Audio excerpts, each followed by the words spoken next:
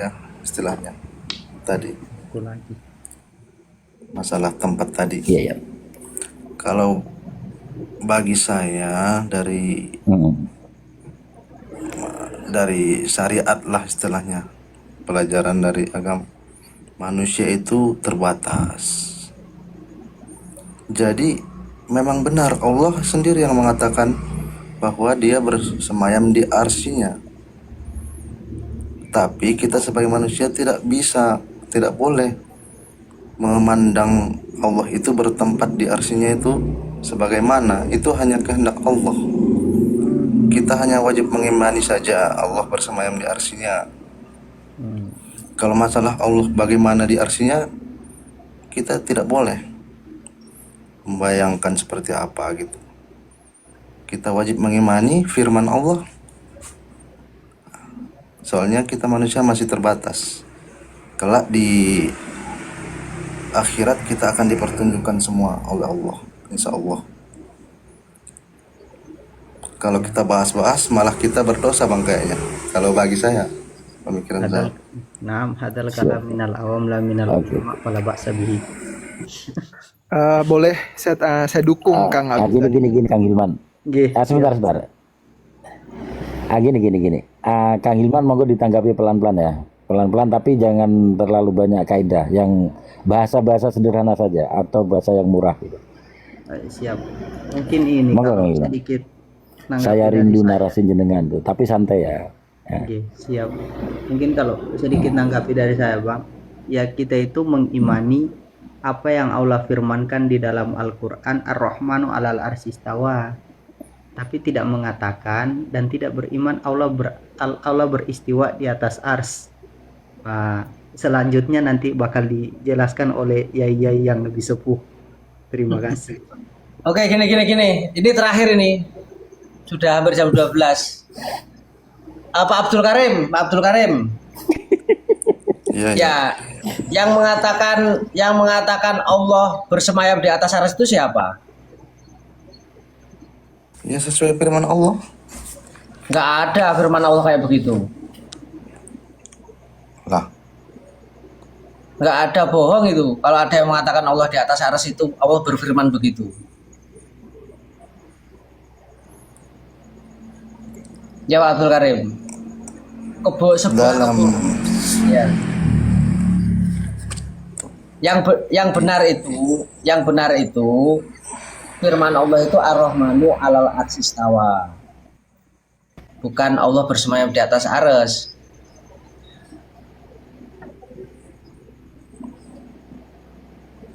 Ya, paham nggak ini? iya, tapi kan bang pengertiannya bersemayam di atas arsy. Nah, itu kan berarti kan sudah pengertian ya. Bahwa Ar-Rahmanu 'alal arsy istawa itu pengertiannya adalah Allah bersemayam di atas arsy, kan begitu. Iya. Kalau firman Allah ya Ar-Rahmanu 'alal arsy istawa. Nah, begini Bang, Aswaja Ahlussunnah wal Jamaah mengimani ayat Ar-Rahmanu 'alal arsy istawa tapi tidak percaya dengan pengertiannya Wahabi. Tidak percaya dengan pengertian itu. Oke, kita jelaskan. Kenapa alasannya begitu? Karena para ulama terdahulu ketika ketemu ayat-ayat mutasabihat itu mentafwid. Apa tafwid? Tafwid itu adalah isbatul lafdi. Mengimani ayatnya, menetapkan ayatnya, menetapkan lafadznya, dan tidak membahas maknanya, tidak membahas pengertiannya, tidak membahas maksudnya. Adapun maksud ayat, makna ayat diserahkan kepada Allah Subhanahu wa taala. Iya, setuju bang. Kalau maknanya, ya kan makanya saya bilang tadi kita manusia terbatas, tidak bisa apa. Ya, maksud Nah, ya makanya kesalahannya Kita tidak boleh. Kesalahannya adalah ketika mengatakan Allah bersemayam. Itu kesalahannya. Jadi yang bikin terjemah itu siapa bang? Kita kan Al-Quran terjemahnya itu bang. Nggak, ya terjemahnya kalau coba di buku-buku Aswaja. Itu kalau terjemah begini, Allah beristiwa atas arsy. Itu terjemahnya begitu biasanya. Saya banyak punya terjemahan. Allah beristiwa atas arsy. Kalau itu benar. Nah itu kan sama aja istilahnya bang. Ya nggak sama. Harus. Nggak sama, nggak sama, nggak sama. Allah beristiwa atas arsy sama Allah bersemayam atas arsy nggak sama. Karena apa? Bersemayam itu punya arti. Bersemayam itu adalah menempat, Pak. Coba apa artinya bersemayam? Maksud bersemayam, orang itu kalau semisal saya bersemayam di atas lautan atau saya bersemayam di atas gubuk, ya saya bertempat di situ, namanya bersemayam. Nah kalau istiwa itu adalah firman Allah yang artinya itu kita tafwid. Itu maksudnya tafwid, mengimani ayatnya, menetapkan lafadznya istawa itu kita iman bahwa Allah itu istawa alal arsy. Tetapi kita tidak Allah bersemayam. Justru kesalahannya adalah ketika mengatakan Allah bersemayam. Iya bang. Oh kalau maksud saya bukan ke situnya tadi kan. Mungkin saya salah baca itu ya terjemah. Kalau intinya yang saya maksud, kita tidak boleh membayangkan bagaimana, kita hanya mengimani firman-Nya.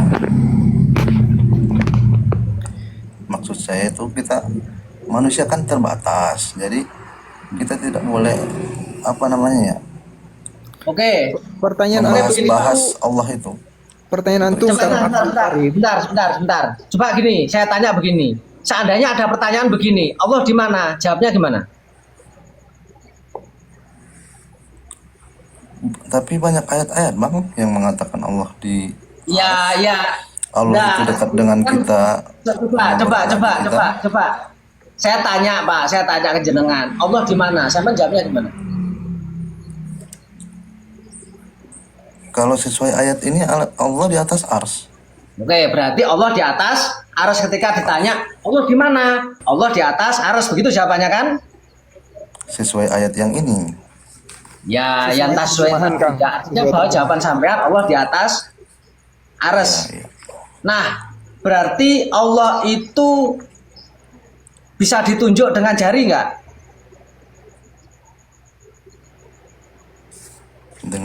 Dengan jari.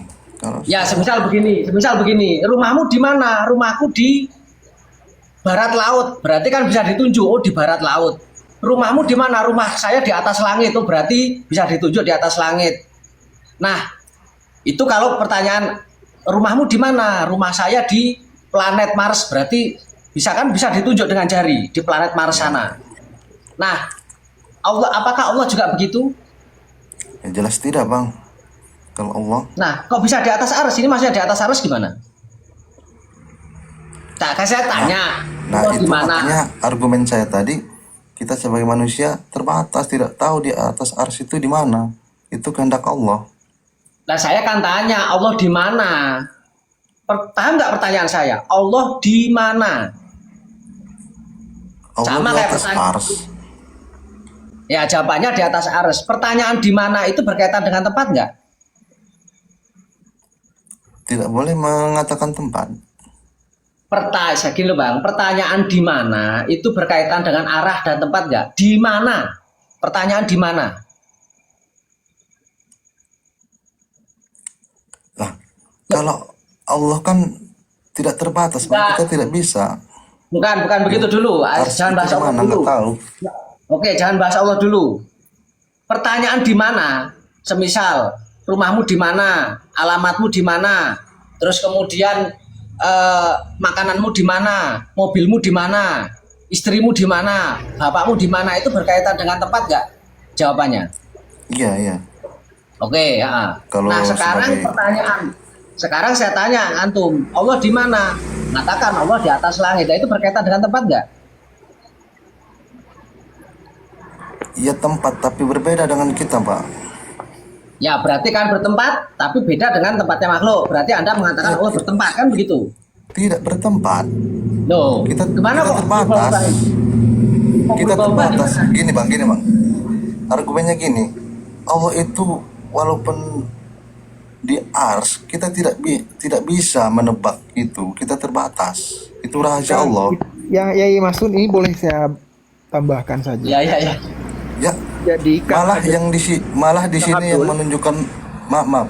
Malah di sini yang menunjukkan Allah bertempat malah Mas Mahsun sendiri menanya di mana. gini Kang Nah, Abdul. iya, seharusnya begini. Gini loh, coba Nggak boleh gini ya. menanya tempat di mana. Aduh. Sampai jujur aja, tadi sampai tak tanya Allah di mana, sampai langsung menjawab Allah di atas langit tanpa ada sanggahan, tanpa ada hal yang Kan saya aneh. bilang sesuai ayat ini Allah berada di atas ars, saya bilang gitu. Berarti sampai kan membenarkan pertanyaan saya.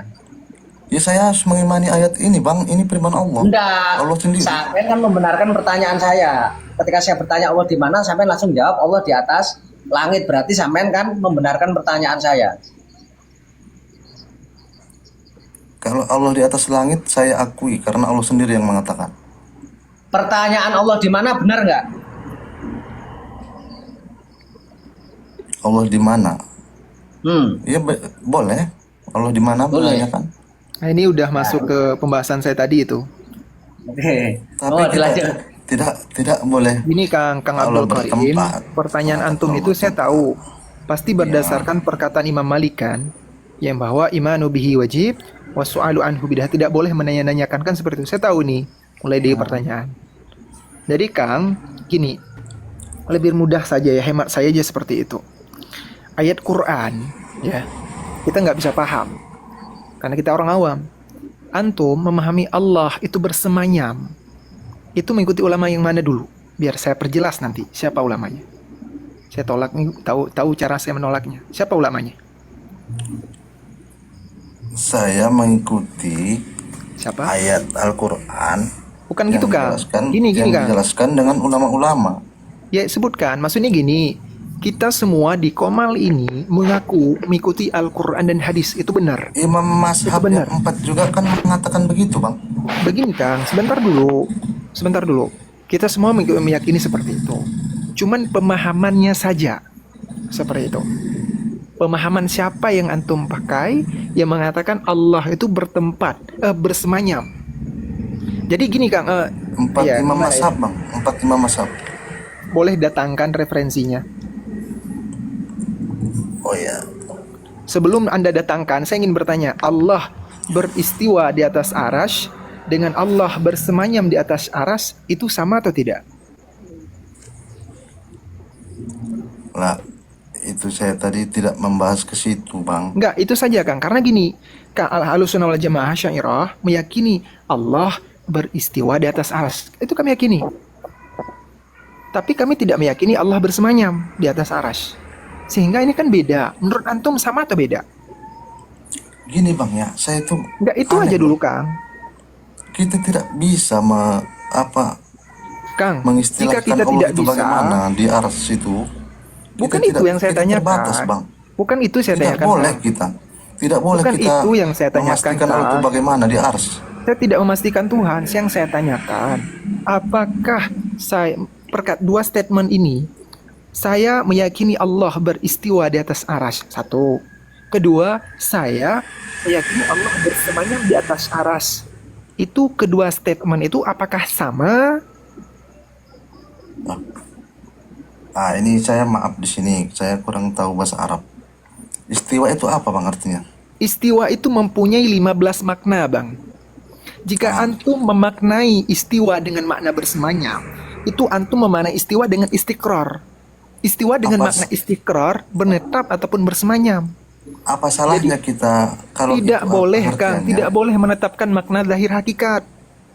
Tunjukkan kepada saya data salah satu ulama salaf saja yang mengatakan boleh kepada ayat-ayat yang dikasih tajsim itu. Ayat-ayat yang terindikasi tajsim boleh dimaknai secara zahir hakikat. Datangkan satu saja.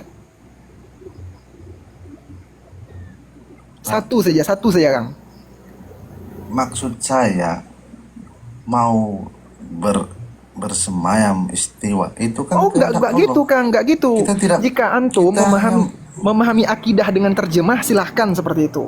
Tapi memahami Al-Quran dan hadis tidak sesimpel terjemah, Kang. Ada Lah, kan ilmu yang nahu saya- soroh balaghahnya. Yang saya katakan tadi Bang, seperti itu. Maka saya katakan beda, Kang. Kita hanya Kita Ya hanya Allah. Ini saya kasihan sama antum sebenarnya. Astagfirullah. Serius Kang saya bilang. Allah mengatakan Dari hadis. tadi saya gini, dengar Kang. Nah, Enggak gini, maksudnya gini, beliau ini Ini coba terjemahnya. saya kasih metode dulu. terjemahnya itu, Bang. Cuman kita tidak boleh berpengertian Gini, seperti gini. itu. Ya Allah. Kita terbatas. Iya, iya, iya. Boleh nggak Maksud kita saya itu mengatakan Pak Allah itu Karim, sakit? begini, Pak Kang? Abdul Karim. Kang Abdul Karim, Ah, boleh nggak kita sampean tahu mengatakan makna- Allah itu sakit? Astagfirullah, astagfirullah. Dalam Anda sudah hadis, ini sesat. hadis loh. Hadis Rasulullah SAW. Anda mengatakan Allah. Allah sakit. Astagfirullah. Iya hadis. Makanya bang Sesat baca Anda. kitab hadis. Sesat Anda. Lah kok sesat? Hadis Rasulullah sesat. Iya, iya, iya. Astagfirullah.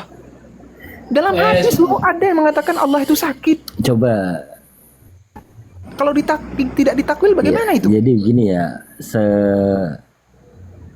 secetek ini pemikiran Wahabi. Sebenarnya gini ya, Aduh. tentang menetapkan makna itu kan menjadi satu akidah. Akidah itu kan pegangan ya, Mas ya. Akidah itu pegangan. Sebenarnya kita sepakat bahwa baik itu Wahabi semua itu percaya bahwa Allah itu kekal gitu, dalam artian kekal. Lalu ketika kita memaknai huwallazi khalaqas samawati wal arda fi sittatin ayamin sumastawa alal arsy, kita terlupa bahwa sebelum istawa itu ada kata summa. Ada kata summa. Maka ketika nanti orang itu menetapkan atau beriktikad bahwa Allah di atas aras, maka perlu dipertanyakan, la summa itu kan kemudian. Lah sebelum beristiwa di atas aras, nanti pasti terjadi pertanyaan, Allah di mana sebelum di atas aras? Karena di situ ada kata summa. Kan gitu ya. Lah ini yang menjadi bumerang bagi Wahabi. Sampai-sampai ada yang berani berkata, Salman Ali itu mengatakan ketika ditanya oleh Nur Hidayat, ditanya oleh siapa ya, lupa saya. Nah, Abu Syafiq ditanya, sebelum Allah di atas arasi, itu Allah di mana? Karena itu situ ada kata summa. Maka beliau menjawab dimakan adami. Wah, ini menimbulkan pemahaman-pemahaman yang bid'ah atau pemahaman-pemahaman yang baru, dan ini adalah sangat dilarang oleh agama. Ya, sesuai pemahaman ulama menyuruh kita tahwid ya tahwid tanpa memberi makna, tanpa memberi arti, kita tahwid. Andainya jumpa Wahabi harus ditakwil ya maka kita takwil. Gitu ya, Mas ya. Ya. Ya, oke, ini kesimpulan ini kesimpulan bahwa akidah yang kita yakini atau cara kita itu meyakini sifat-sifat Allah itu sudah sesuai dengan apa yang dulu diajarkan oleh para ulama-ulama terdahulu. Sudah sangat sesuai. Tuduhan-tuduhan Wahabi terkait bahwa kita itu mentaktil, bahwa kita tidak percaya dengan sifat Allah, itu adalah tuduhan yang tidak mendasar dan itu adalah sebuah kebohongan. Tidak ada satu Asy'ariyah pun yang tidak percaya dengan sifat Allah. Baik di situ sifat-sifat akliyah ataupun sifat-sifat khobariyah. Semuanya kita imani. Termasuk Ar-Rahmanu 'alal Asistawa. Oke, saya mau mengutip terkait apa yang disampaikan oleh Imam An-Nawawi. Di dalam kitab Al-Majmu', Imam An-Nawawi Ad-Dimishqi itu mengatakan begini. Ya. Wa ya'taqidu ma'adalika tanzilullah ta'ala. Ya. Wa intifa'u sifatil hadis anhu. Fayuqalu masalan. Maka kalau ketemu ayat mutasyabihat begini caranya. Kita mengimani bersertaan dengan mentangzih. Ya. Dan kita menafikan sifat-sifat hadis bagi Allah. Maka fayuqalu masalan. Nu'minu bi anna rahmana 'alal arsistawa. Ya. Nu'minu bi anna rahmana 'alal arsistawa. Wala na'lamu haqiqata makna dzalika wal muradu bihi. Wa ma anna na'taqidu annallaha ta'ala laisa kamitslihi syai'un. Wa annahu munazzahun 'anil hululi wasamatil hawadis wa hadhihi tariqatus salaf au jamaahirihim wa hiya aslam. Ya di dalam kitab Al-Majmu' ya juz 1 halaman 25 ini dalam Muqaddimah Al-Majmu' ya. Di dalam Muqaddimah Al-Majmu' beliau mengajarkan ketika menemui sifat-sifat khobariyah atau ayat-ayat mutasyabihat, bagaimana kita mengatakan saja bahwa kita mengimani Ar-Rahman 'alal arsy istawa, bahwa Ar-Rahman, bahwa Allah itu istawa 'alal arsy, tetapi kita tidak mengetahui hakikat makna dan maksudnya itu apa. Kita tidak mengetahui maksud dan hakikatnya istawa itu apa. Kita nggak tahu. Karena apa? Karena keyakinan kita adalah laisa kamisli syai'un. Sedangkan Allah itu suci dari tempat, dari bertempat, dari menyatu dengan tempat atau dari bertempat, membutuhkan tempat. Dan sebutan-sebutan yang di situ disematkan kepada makhluk. Inilah jalan para ulama salaf ataupun jalan jumhur ulama salaf, dan jalan ini adalah lebih selamat. Nah, jalan ini lebih selamat. Maka sesuai dengan apa yang disampaikan oleh Imam Badruddin Al-Zarkashi di dalam kitab Burhan fi Ulumil Quran, juga disampaikan oleh Imam Asy-Syaukani di dalam kitab Irsyadul Fuhul, bahwa jalan para ulama salaf itu adalah begini. Disebutkan begini, wa naqulu la ya'lamu illallah. Ya, ketika ketemu ayat-ayat mutasyabihat, annalaha ta'wilan walakin numsiku ma'an huma tanziti qadina anitaskan disabbi wa ta'til. Wa naqulu la ya'lamu illallah. Ya, wa naqulu la ya'lamu illallah. Kita mengatakan bahwa tidak ada yang tahu kecuali Allah. Istiwa itu apa? Wallahu a'lam. Ya, itu yang dijelaskan oleh para ulama salaf, dan akidah kita begitu, sama. Akidah kita dengan Imam Nawawi sama, dengan Imam Az-Zarkashi sama, dengan Imam Asy-Syaukani sama, dengan Imam Ahmad sama, dengan Imam Hanafi sama, dengan Imam Syafi'i sama, dengan para sahabat sama, dan otomatis dengan Kanjeng Nabi sama. Maka yang mengatakan bersemayam ini adalah pendapat baru, termasuk tadi Salman Al-Farisi, siapa itu? Salman Ali itu mengatakan makom adami, itu dari istilah dari mana itu? Makan adami itu. Ya, jelas-jelas para ulama menentang terkait penyebutan makan bagi Allah. Karena ketika menyebutkan makan bagi Allah, itu adalah sesuatu yang tidak layak bagi Allah dan menyamakan dengan makhluk. Itu sudah mentasbih, mentajsim Allah Subhanahu wa taala. Nauzubillahi min dzalik. Saya rasa cukup ya. Yai, boleh saya tambah satu? Sebentar Ros, saya minta jangan lupa catat. Gini Kang, lupa catat. Sampean berikan klarifikasi tentang mengatakan Allah sakit, karena Wahabi masih salah paham dengan pernyataan sampean apa yang dimaksud sampean. Monggo. Boleh. Tadi itu kan ketika sampean membacakan hadis tentang Allah sakit, itu kan mereka mengatakan sampean sesat terus lari ya. Biar tidak terjadi salah paham, diklarifikasi dulu ya. Dijelaskan dulu. Monggo. Bismillahirrahmanirrahim. Jadi dalam kitab Sahih Muslim dan kitab Riyadhus Shalihin karya Imam Nawawi juga disebutkan dari hadis dari Abi Hurairah qala Rasulullah SAW, innallaha azza wa jalla yaqul yaumal qiyamah, ya ibna adam maristu falam ta'udni, wahai anak Adam, pada hari ini aku sakit, kata Allah.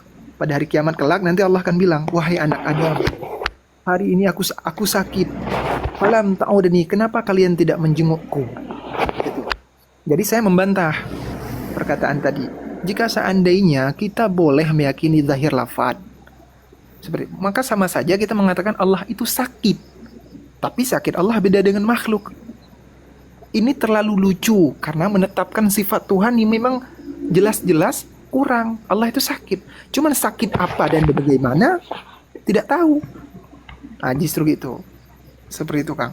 Maksud saya. Itu hadisnya sahih, bahkan di bawah dikatakan disahihkan oleh Al-Albani. Jelas ya berarti nggih. Terima kasih, Mas. Ya, untuk yang belum terima monggo silakan, insyaallah kita besok live lagi ya. Insya Allah kita besok live lagi. Jadi sekali lagi bahwa berdasarkan pemaparan yang sudah kita paparkan panjang lebar, sekali lagi akidah kita sama dengan akidahnya 4 madhab, dengan Imam Nawawi, dengan Imam Azharqasi, dengan Imam Asy-Syaukani dan lain sebagainya.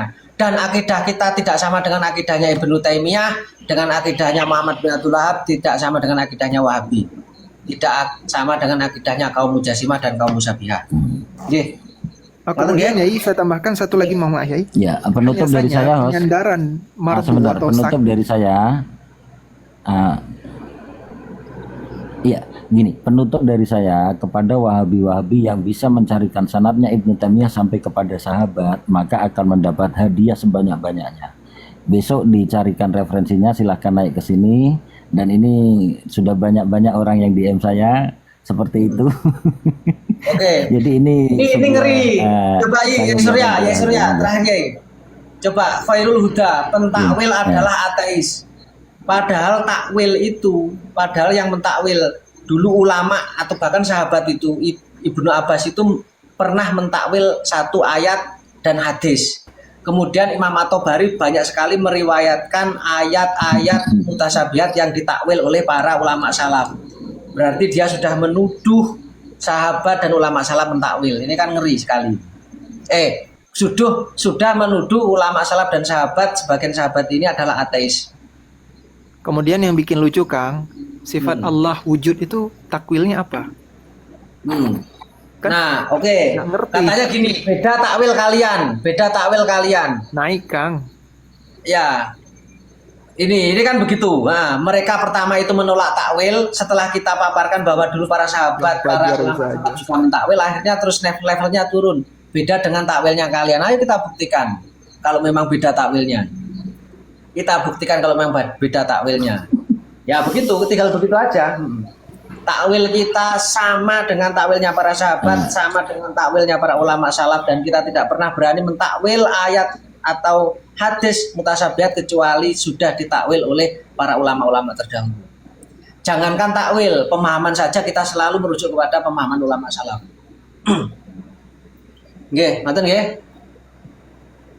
Apakah Anda lebih pintar dari Syekh Ibnu Taimiyah? Astagfirullah. Ya saya tidak lebih pintar, tapi saya tidak ikut Ibnu Taimiyah yang sesat menyesatkan. Itulah. Banyak ulama-ulama yang lebih pintar, yang lurus, yang atas untuk diikuti, tidak Ibnu Taimiyah. Beliau berpikir gini ya, Syekh Ibnu Taimiyah itu ketika sudah alim maksum, tidak pernah salah. Jadi hulu sebenarnya. Syekh Ibnu Taimiyah itu dalam keilmuan luar biasa, masya Allah, banyak sekali karya-karya beliau. Namun tidak mengetahui bahwa beliau itu juga ada keliru di akidah. Seperti itu Kang Khairul Huda. Antum kalau ingin menolak kami, pelajari dulu pemahaman kami. Ya, itu yang pertama. Yang pertama, kenapa kita tidak ikuti Ibnu Taimiyah setelah dikaji dan diteliti oleh puluhan ulama? Akidahnya Ibnu Taimiyah sesat menyesatkan. Siapa yang mengatakan begitu? Banyak sekali ulama yang mengatakan begitu. Jadi apa pendapat kita itu selalu kita sandarkan kepada para ulama. Itu satu. Yang kedua, akidah kita dalam memahami akidah, banyak kok ulama-ulama lain yang lurus. Tidak perlu Ibnu Taimiyah. Ya. Tadi sudah saya sebutkan Imam Nawawi dan lain sebagainya, Imam Abu Asy'ari dan seterusnya. Saya rasa sudah cukup. Fun fact ya, fun fact. Dan fakta lucunya itu, fakta menariknya, kita Ahlus Sunnah wal Jamaah yang mayoritas dunia ini bahkan tidak butuh satu saja kitab dari kalangan salafi. Satu saja kita tidak perlu butuh, baik Ibnu Taimiyah atau Ibnu Qayyim. Tidak butuh. Tapi mereka itu nggak bisa luput dari kitab karya ulama kita. Imam Nawawi Asy'ari nggak bisa mereka buang itu. Imam Bukhari Hanafi nggak bisa buang Maturidi. Bahkan sultan-sultan seperti As-Sultan Ayyubi, Muhammad Fatih, penakluk Konstantinopel, semua akidah Asy'ariyah Maturidiyah nggak bisa. Jadi kesimpulannya gimana itu? Seandainya kitabnya Ibnu Taimiyah, kitabnya Muhammad bin Abdul Wahab itu dibakar semua, Islam tetap bisa ya, artinya begitu. Kita tidak butuh kitabnya mereka lah. Tapi mereka nggak butuh satu sekitab kita, nggak bisa. Banyak kitab mereka yang mereka kutip. Imam Nawawi, Ibnu Hajar, nggak bisa mereka itu. Ya. Nggih pun, saya rasa sudah cukup nggih. Ngoten nggih, Yai Surya. Ya, Hmm. Eh, siap. Nggih, kepada teman-teman semuanya, mohon maaf atas apabila ada salah-salah kata. Dan kemudian insya Allah kita bertemu di lain kesempatan. Kalau ada yang mungkin masih kurang pas atau apa, nanti kita bisa diskusikan di lain tempat. Semoga semua kesalahan kita di malam hari ini diampuni oleh Allah.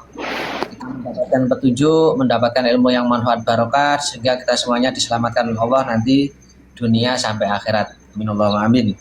Ya, cukup sekian dari saya. Assalamualaikum warahmatullahi wabarakatuh. Waalaikumsalam warahmatullahi wabarakatuh.